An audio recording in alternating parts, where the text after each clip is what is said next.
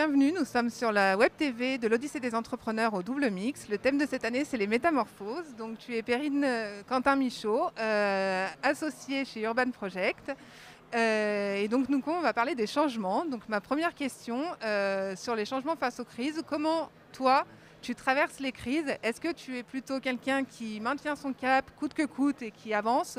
Ou est-ce que pour toi, c'est hyper important de savoir modifier sa trajectoire et puis t'adapter aux aléas de ces crises, justement? Merci déjà pour cette interview.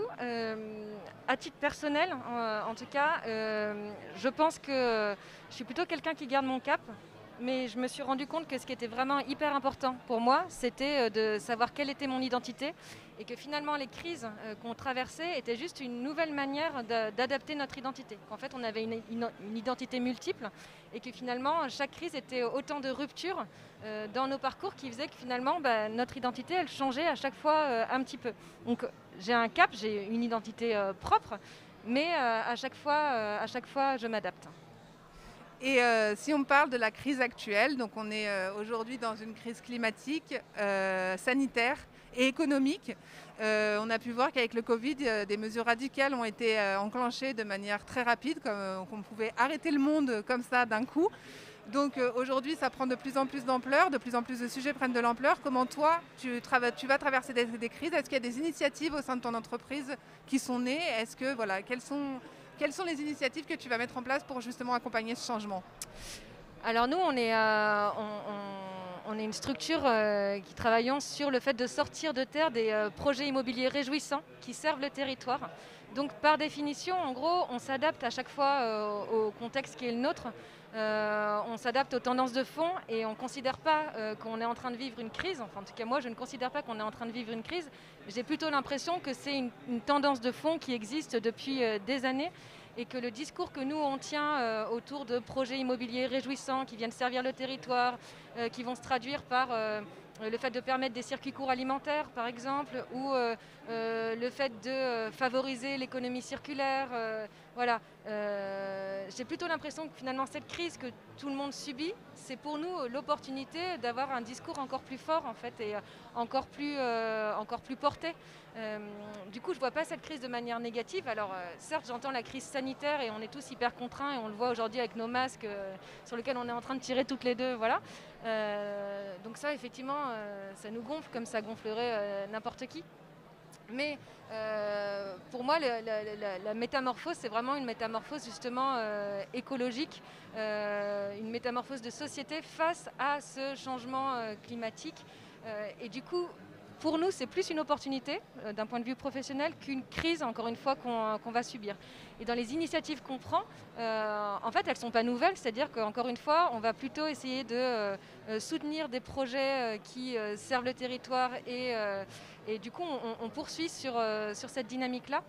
La grosse nouveauté, c'est plutôt qu'en fait, maintenant, on est entendu.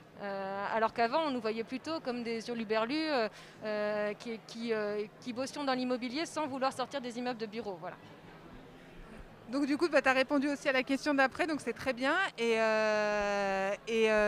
justement, est-ce que toi, tu as la sensation, dans ce que tu dis, qu'il y a un nouveau normal qui se dessine? Nouveau normal, j'entends qu'il y avait des choses qui nous paraissaient normales hier et qui ne le sont plus aujourd'hui, des choses... On a envie de retourner au normal d'avant et en même temps, on se dit qu'on ne peut plus y aller. Ouais. Donc est-ce que tu as l'impression que ça se dessine aujourd'hui? Complètement. Je pense qu'il y a vraiment un nouveau normal. Et effectivement, comme je te le disais...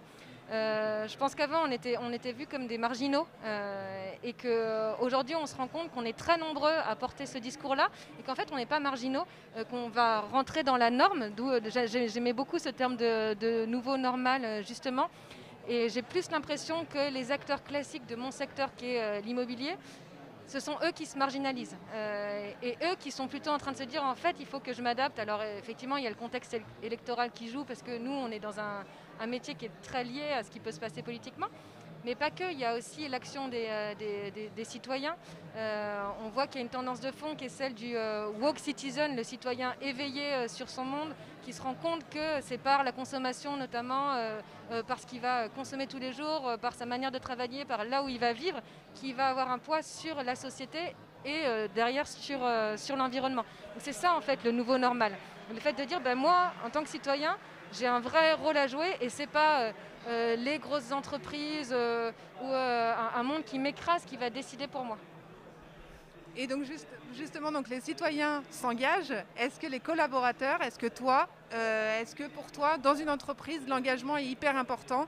Et est-ce qu'il faut être engagé dans son entreprise, mais est-ce qu'il faut aussi s'engager hors de son entreprise?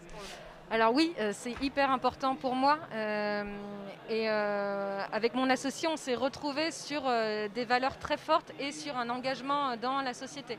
Moi qui se traduisait par ma vie professionnelle précédente et par un engagement associatif, par voilà, des gestes au quotidien qui pour moi ne relevaient même pas de l'engagement. Et pour mon associé, par son parcours de vie, par le fait qu'il ait fait un job out, qu'il se soit rendu compte du fait qu'il avait envie de bosser et de porter un projet professionnel qui corresponde à ses valeurs profondes. Donc oui, l'engagement, il est hyper important. L'engagement, il fait qu'aujourd'hui, on n'arrête pas de venir taper à notre porte, soit pour qu'on recrute les gens, parce que justement, on est cohérent entre les projets qu'on pousse et ce qui nous anime vraiment intérieurement. On a l'impression de pouvoir être utile au territoire.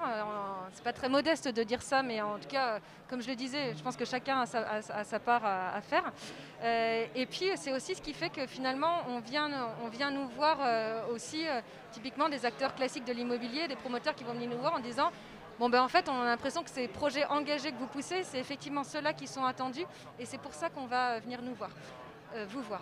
Et après, je pense qu'effectivement, la question de l'engagement, elle est importante au quotidien pour tout un chacun, parce que tout le monde cherche du sens en fait dans sa vie. On n'a pas envie de se lever le matin et de se dire c'est métro, boulot, dodo et on ne sert à rien. Donc nous, on a la chance d'avoir un job passionnant, c'est pas le cas de tout le monde. Et être engagé par ailleurs, c'est aussi une manière de vraiment donner du sens à sa vie, quoi. Eh ben, merci beaucoup, Perrine. Merci.